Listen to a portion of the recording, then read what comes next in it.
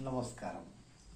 आजिर ए ज्योतिष आलोचना सभा को समस्त मीनराशि संपन्न बंधु मान को निमंत्रण। प्रिय बंधुगण, आम प्रथम खुशी हवा जे ये मासरे मासाधिपति रवि 25, 26, 27 माने पूर्वभाद्र नक्षत्र, उत्तर भाद्र नक्षत्र और रेवती नक्षत्र ये नक्षत्र त्रय को पूर्ण प्राण आर्थिक सहयोग करेंगे। से नववर अच्छा नववर थे रवि मुंड को पाप चिंता आनी था, किंतु भल समय यात्रा करिथिबारु शेष नक्षत्र त्रय को आर्थिक सहयोग करिबा पई संकल्प नहीं।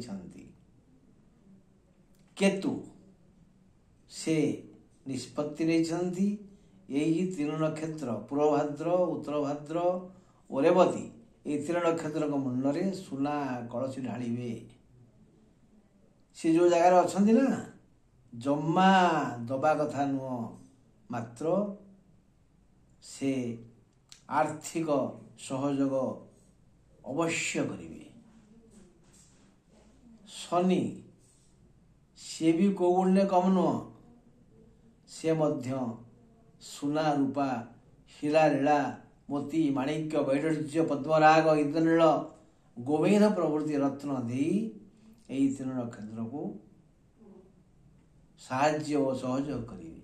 मात्र देवगुरु बृहस्पति केवल 27 नक्षत्र को मान रेवती नक्षत्र को धन देवे, बाकी 26 और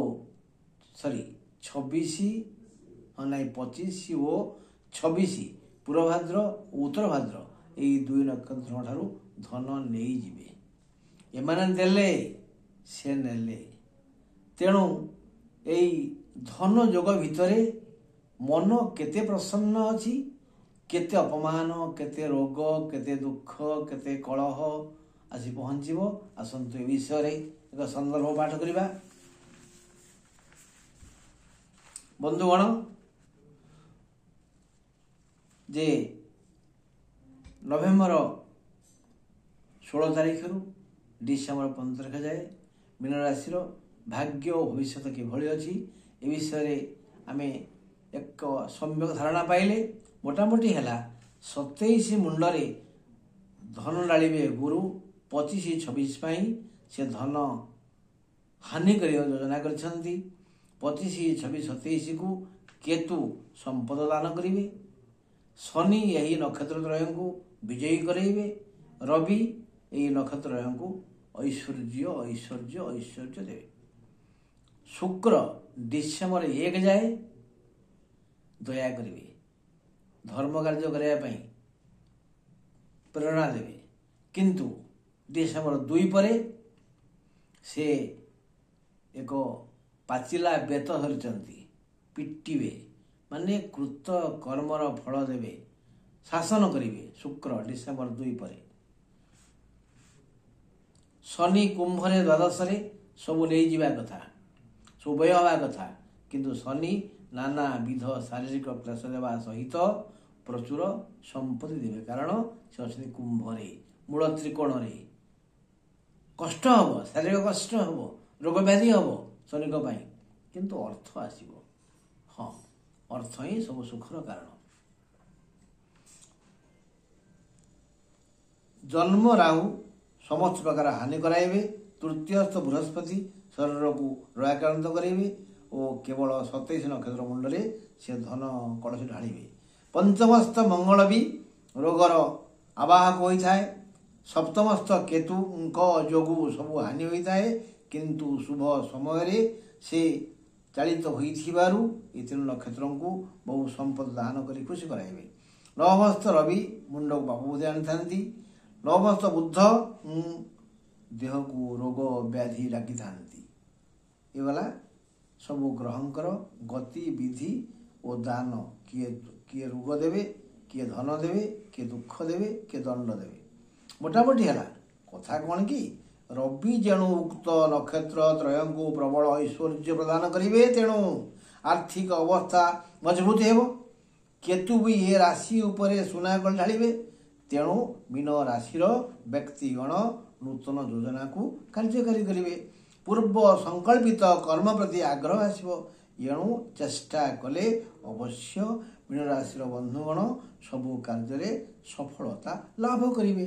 ବ୍ୟବସାୟୀଙ୍କର ବ୍ୟବସାୟ, କୃଷକଙ୍କର କୃଷକ, ଡାକ୍ତରଙ୍କର ଚିକିତ୍ସା, ଓକିଲଙ୍କର କର୍ମକ୍ଷେତ୍ର, ସବୁ କ୍ଷେତ୍ରରେ ସବୁ ପ୍ରକାର ବ୍ୟକ୍ତି ସମସ୍ତ ପ୍ରକାର ଲାଭ ପାଇବେ ଯଦି କର୍ମ ଠିକ୍ କରନ୍ତି। କାରଣ ଅର୍ଥ ଆସିବ ନା ବିଭିନ୍ନ ଦିଗରୁ। କେତୁ ଦେବେ, ରବି ଦେବେ, ଶନି ଦେବେ, ଶୁକ୍ର ଦେବେ ଡିସେମ୍ବର 1 ପର୍ଯ୍ୟନ୍ତ, ଏଇଭଳି। ଏଣୁ ଚେଷ୍ଟା କଲେ ଅବଶ୍ୟ ସଫଳ ହେବେ।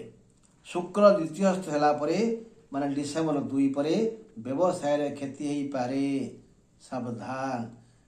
ତା ପୂର୍ବରୁ ନିଜ ଗୋଡ଼କୁ ମଜବୁତ କରନ୍ତୁ, ବୁଦ୍ଧିକୁ ସ୍ଥିର କରନ୍ତୁ। ତୃତୀୟ ରାହୁଙ୍କ ହେତୁ ସହକର୍ମୀ ଅସହଯୋଗ କରିବେ, ତେଣୁ ତା ପୂର୍ବରୁ ସେମାନଙ୍କୁ ଚିହ୍ନି ଜଗି ନିଜେ ହୁସିଆର ହେଇଯାଆନ୍ତୁ। ଦ୍ୱିତୀୟସ୍ଥ ମଙ୍ଗଳଙ୍କ ଯୋଗୁଁ ପରିବାରରେ ଅଶାନ୍ତିର ଝଡ଼ ବହିପାରେ, ତେଣୁ ଆପଣ ଟିକେ ଚୁପ୍ ରୁହନ୍ତୁ। ଏ ବିଷୟରେ ଆପଣ ଆଗରୁ ଟିକେ ଆପଣଙ୍କର ଜୀବନସାଥୀକୁ ବୁଝେଇ ଦିଅନ୍ତୁ ଯେ ସାବଧାନ, ଆମେ ଟିକେ ଚୁପ୍ ରହିବା। ମାତ୍ର ନବମସ୍ଥ ବୁଧ, ପଞ୍ଚମସ୍ଥ ମଙ୍ଗଳ, ଦ୍ୱାଦଶସ୍ଥ ଶନିଙ୍କ ପାଇଁ ଦେହ ପ୍ରାୟ ଖରାପ ହେବ। ସପ୍ତମରେ କେତୁ ଐଶ୍ୱର୍ଯ୍ୟ ଦେବେ, ଏଣୁ ମହିଳାମାନେ ଘର ଚଳାଇ ସାରି ବହୁ ବଳକା ଧନକୁ ସଞ୍ଚୟ କରି ଖୁସି ହେବେ। ଛାତ୍ରଛାତ୍ରୀମାନଙ୍କ ପାଇଁ ଏ ମାସରେ ସେତେ ଭଲ ଫଳ ନାହିଁ। କାହିଁକି ଯେ ଏକାଦଶରେ ମକରରେ ଶୁକ୍ର ଥିବାରୁ, ଶୁକ୍ର ଏକାଦଶରେ ଗୋଚର ରହିଲେ ଦୁଃଖ ଦିଅନ୍ତି, ସୁଖ ହରଣ କରନ୍ତି। ପଞ୍ଚମରେ ଅଛନ୍ତି ମଙ୍ଗଳ, ସେ ଶୁଭ ନୁହନ୍ତି। ତେଣୁ ଏକାଦଶ ଶୁକ୍ରଙ୍କ ପାଇଁ ପଞ୍ଚମସ୍ଥ ମଙ୍ଗଳ ଛାତ୍ରଛାତ୍ରୀମାନଙ୍କୁ ଡିସେମ୍ବର 2 ପରେ ହଇରାଣ କରିବେ।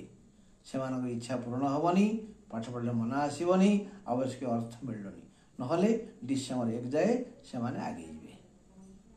ମହିଳାମାନେ ତ ଅର୍ଥ ପାଇବେ, ଘର ଚଳେଇବେ, ମହିଳାମାନେ ନିରୋଗ ରହିବେ। ତାଙ୍କର ବନ୍ଧୁ ବାନ୍ଧବ ଜ୍ଞାତି କୁଟୁମ୍ବ ସମସ୍ତେ ସୁଖରେ ରହିବେ। ବନ୍ଧୁ, ଆଜି ପାଇଁ ମୀନ ରାଶିର ଫଳାଫଳ ଏତିକି। ଆସନ୍ତାକାଲି ଯଦି ଈଶ୍ୱର ଦୟା କରିବେ ମୁଁ ଅବଶ୍ୟ ଆପଣମାନଙ୍କୁ କହିବି ଯେ ଶନି ଚଳନ ଆଗରୁ ସରିଯାଇଛି ନା, ଡିସେମ୍ବର ମାସରେ ନାହିଁ, ଟିକେ ପୂର୍ବରୁ ମୁଁ କହିଥିଲି ନା କୁମ୍ଭ ରାଶି ଆଉ ମୀନ ରାଶି ଉପରେ। ସେଇ ଶନି ଚଳନ ବିଷୟରେ ଆସନ୍ତାକାଲି ମୁଁ କହିବି, ଯଦି ଈଶ୍ୱର ସାହାଯ୍ୟ କରନ୍ତି ତାହେଲେ ମେଷ ରାଶି ଉପରେ। ଆଜି ପାଇଁ ଏତିକି, ନମସ୍କାର।